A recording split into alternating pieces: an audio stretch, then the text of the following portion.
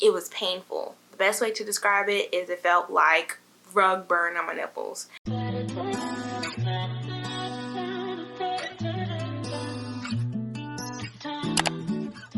There we go. Hi you guys, welcome back to my channel for yet another video. Thank y'all so much for tuning in. I greatly appreciate it, and all the support that I've gotten on my videos so far. Alrighty, in today's video, what I wanted to talk about was a topic that I'm very passionate about because it's such a struggle that comes with motherhood, and that is breastfeeding. Every mom is going to deal with something in regards to breastfeeding, because you got to make a decision: are you going to breastfeed? Or if you breastfeed, there's actually two ways that you can breastfeed, and that is exclusively pumping and breastfeeding directly from your breast, which some moms will call exclusive nursing. Every woman is going to make that decision when it comes to motherhood. And of course, you know, per usual, I'm looking to the side at my notes. I actually got a new notebook. And it is too cute. I got it for $5.99, I think, from TJ Maxx. Yeah, and I'm so in love with this book. I always carry a notebook with me to write down any ideas that I have, to write down any information. When I'm doing any random searches on the internet, I always have a book that is just my go-to. And this is my new book, an upgrade from my last, and I'm so in love with it. But yeah, so this is actually going to be a two-part video. This video is obviously going to be all about just breastfeeding in general, and in the second part I'm going to get more in depth with exclusive pumping, pump parts, what pump I use, and all of that stuff. So to start off this video, I went to an appointment with a lactation consultant before I gave birth. I was during my pregnancy, at the birth center, they have this thing called, I think, PEP. When you sign up for the PEP Plus, that's what it was, PEP Plus. As you progress in your pregnancy, there are classes that you sign up for, and there are educational classes to give new parents all the information that they would need to, you know, be successful in the first few months of being parents, and what to expect during the pregnancy, what to expect with birth and parenting and all of that. And included in that was a class about breastfeeding. And unfortunately, due to COVID, I wasn't able to. Most of those classes we didn't even have. I think my fiance and I went to one class before COVID just hit the United States, and we couldn't go to any more classes. Yeah, they were trying to figure out how they were going to do the classes, and unfortunately they didn't get around to the Zoom portion of the classes until late, which I think I was about, I want to say about between 28 and 32 weeks when they got around to doing a Zoom class. And the Zoom class was on labor and delivery, so that came at a good time. It helped me a lot. It helped me prepare for labor and know exactly what was going to happen at the birth center. So that was great. But anyways, we missed the class about breastfeeding. They didn't get to cover that topic, unfortunately, which would have been very helpful. But I met with a lactation consultant before I gave birth, due to not having gone to that class or, you know, getting that information about breastfeeding, because my youngest brother is 2 years younger than me, so I've never gotten to see my mom breastfeed. And when she did, if she did, I don't even know if she did. I wouldn't have been old enough to remember that. Anyways, I had family members who had babies growing up around me, but I've never seen any of them breastfeed from what I can remember.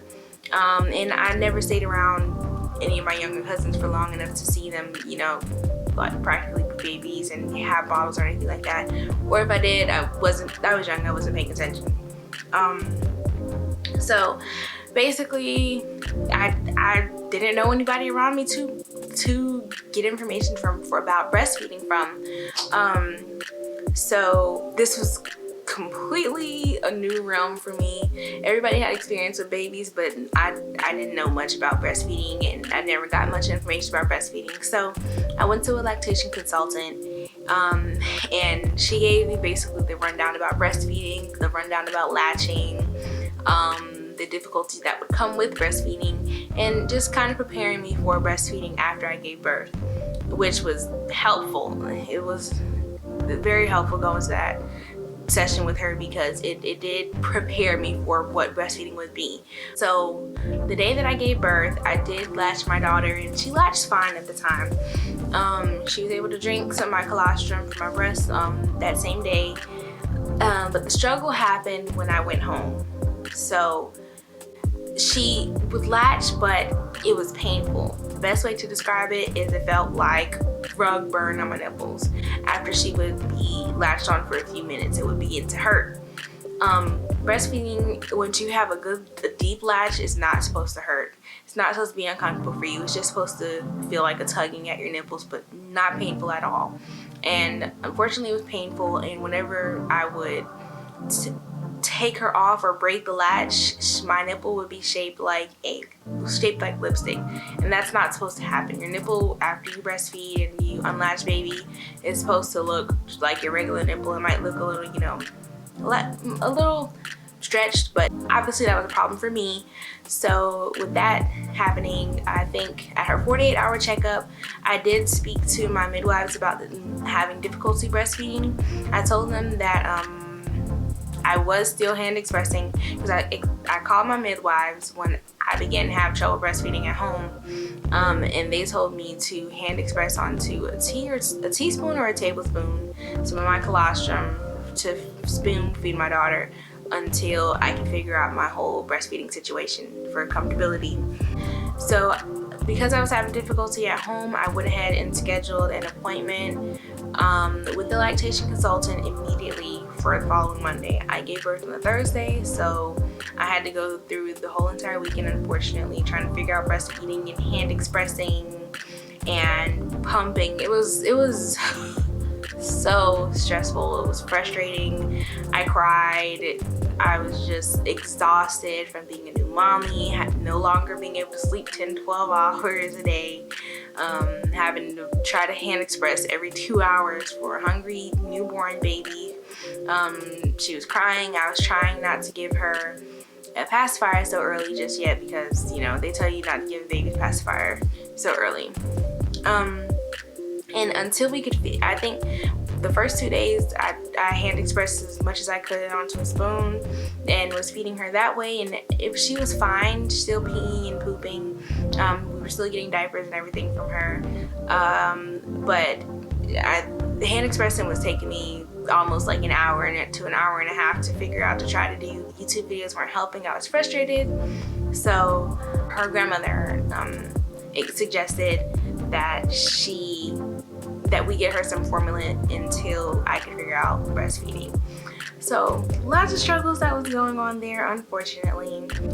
I got to my appointment with the lactation consultant, and she was able to breastfeed there. She got an ounce out my breast. At this point, my breasts were super engorged, super painful, because I hadn't been pumping or anything. I hadn't been latching my daughter. I stopped latching her because we began to feed her formula, because I was just over the pain, and feeding her, the convenience of feeding her a bottle compared to the pain of trying to breastfeed. I was convinced at that point I wasn't even going to breastfeed, that I was just going to dry my milk up. Went to an appointment with a lactation consultant, and after that appointment I had hope that I would be able to breastfeed and that everything was going to be okay. She taught me different ways to different positions that I could try out when it came to breastfeeding. We went home that day. I thought everything was going to be fine. She said that she didn't want to get me onto nipple shields just yet, because it was so early on, and she wanted to try to figure out the problem before we resulted to nipple shields. And she told me, in the meantime, while, you know, we're trying to work on our latch, to pump to make sure I'm maintaining my supply. And she told me that in order for me to maintain my supply, I needed to be pumping 8 to 12 times a day, about every 2 to 3 hours, and I need to be doing so for about 15 to 20 minutes. And she said to build up my supply, I could power pump. I was actually pumping about 1, max 3 times a day.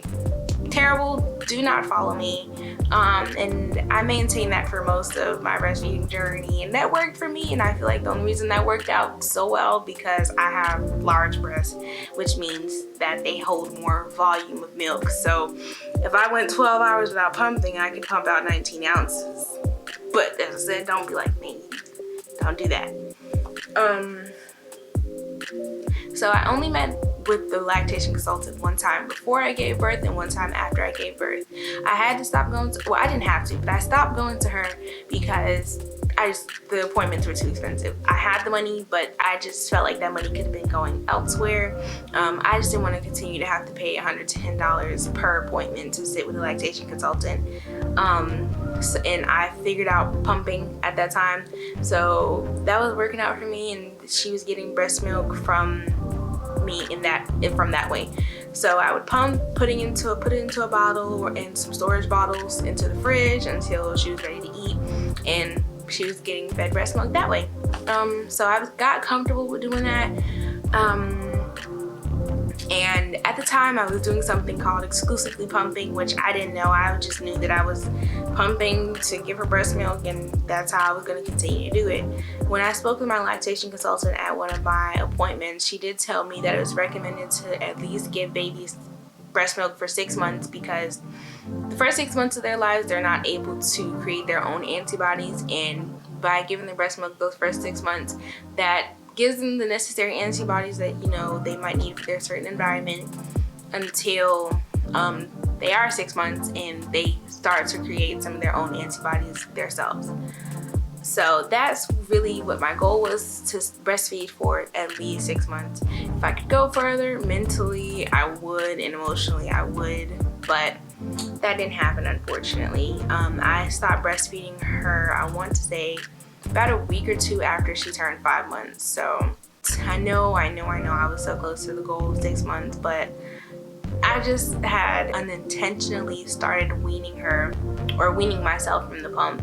At that point I started pumping less and less, and I started going 24 hours and 48 hours between pumping.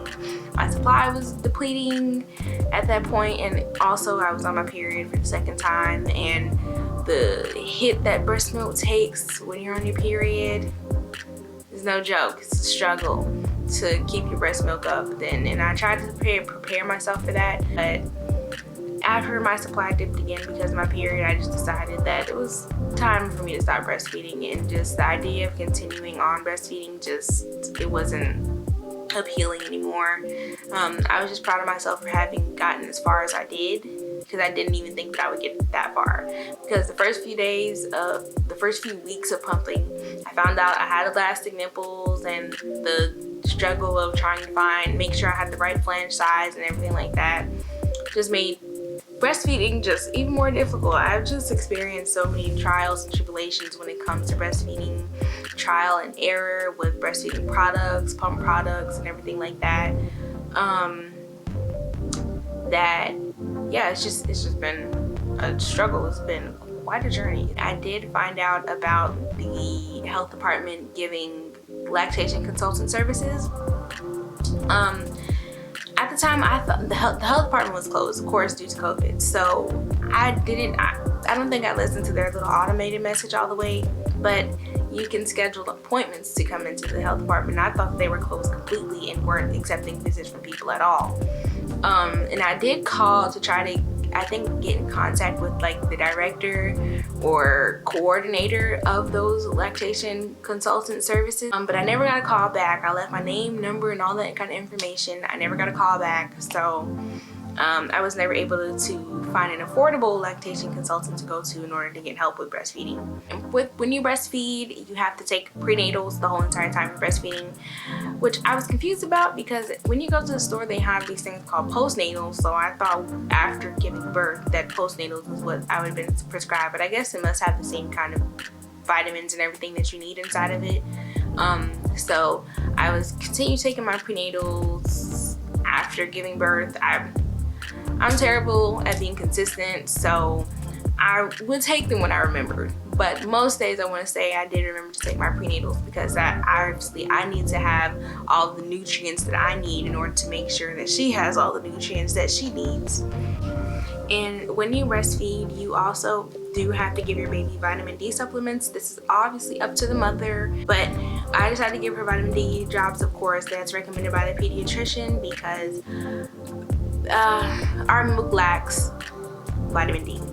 Cow's milk, I think, has vitamin D in it, or they put vitamin D in it, I'm not sure. But our milk lacks vitamin D, so the vitamin D supplement, of course, is to, you know, prevent her from getting Ricketts disease. I'm not sure if anybody knows what that is, but I'll put something up right here to tell what Ricketts disease is. But yeah, you know, just make sure the baby has healthy bones and all of that. So you take your prenatals and you take your vitamin D supplement to make sure the baby has that. And honestly, I personally believe that with breastfeeding comes postpartum hair loss. I'm not sure if postpartum hair loss is as extreme for moms who don't breastfeed, but I know that moms who do breastfeed, postpartum hair loss is real. And I will do a video about that because postpartum hair loss with locks is quite interesting. I exclusively pumped for almost 6 months with Aria. It was a long almost 6 months, a hard almost 6 months. I had to give myself motivation each day to continue on pumping because pumping is painful. I did not like it. It felt very invasive. Even after I switched pumps, I switched from an Amida Finesse, I believe that's how you pronounce it, to a Spectra S1. Towards the end of my journey, however, it wasn't doing what it needed to do.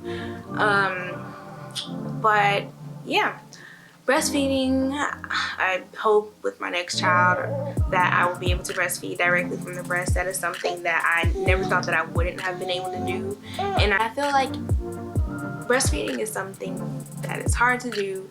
And I feel like if I would have had the necessary resources, I would have been able to breastfeed for 6 months or even longer.